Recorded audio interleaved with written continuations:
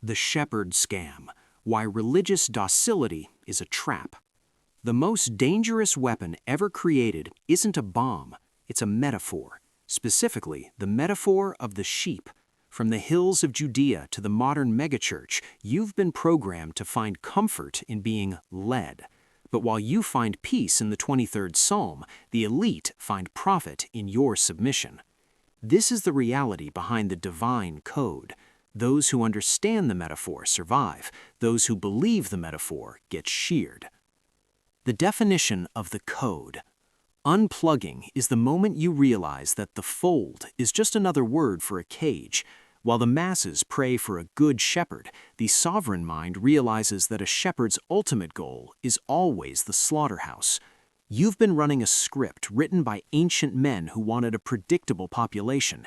It's time to delete the software. Disclaimer: this knowledge is for sovereignty, not hatred. We're deconstructing the psychology of control, not the pursuit of spirit. The goal is to stop being a sacrifice and start being the architect. Drop this affirmation in the comments. I am the architect of my destiny, not a servant to a metaphor. Number 1. The economic truth of the shepherd. You were told to find glory in your own helplessness. Look at John 10:11, where it says, "The good shepherd lays down his life for the sheep." This creates a psychological debt. It makes you feel eternally guilty to the one who protects you. But Machiavelli understood the true nature of power. He said, "A prince ought to have no other aim or thought but war in its rules." The shepherd isn't guarding you from the wolf out of love. He guards you because a dead sheep can't be sheared. In the Bhagavad Gita, the concept of dharma is often twisted to tell the lower castes to stay in their place, to serve without questioning the outcome. It's the same code, different language. The system needs you to be a servant so it can harvest your labor and your loyalty.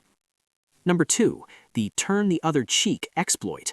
One of the most effective pieces of malware in the religious manual is Matthew 5:39. If anyone slaps you on the right cheek, turn to them the other cheek also. Think about that from a strategic perspective. It is the ultimate social engineering hack. It bypasses your natural survival instinct and replaces it with a virtue that makes you a perpetual victim. Machiavelli noted that the promise given was a necessity of the past. The word broken is a necessity of the present. While the elite break their word to gain power, they teach you that your meekness is your ticket to a reward after you're dead. They tell you in Matthew 5:5 that the meek shall inherit the earth. But look at the world around you. Does the earth belong to the meek, or does it belong to the architects who deconstructed the rules? Number 3. The original sin firewall. Every control system needs a threat to keep the users from leaving. In religion, that threat is your own nature. Look at the concept of original sin, or the Islamic concept of being born in a state of need for divine intervention. If they can convince you that you are fundamentally broken, as it says in Romans 3:23, "For all have sinned and fall short," then they have successfully installed a firewall against your self-confidence. What you are not afraid to lose, they cannot control. If you lose the fear of being unworthy, the church loses its leverage. Most people are so attached to the blessing of the group that they will silence their own logic to stay holy. Fear of the great divorce from the flock makes you weak. Freedom from that fear makes you a sovereign. When you stop begging for mercy, you can start building your own kingdom. You've just seen the code behind the shepherd, but knowledge without application is just another sermon.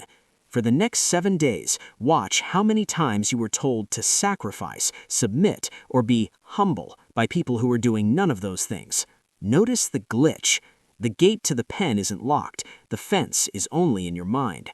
The world needs more people who have unplugged, people who realize that Psalm 23 is a lullaby, but the reality of life is a battle. It's time to stop being a resource for the system and start being the one who designs it.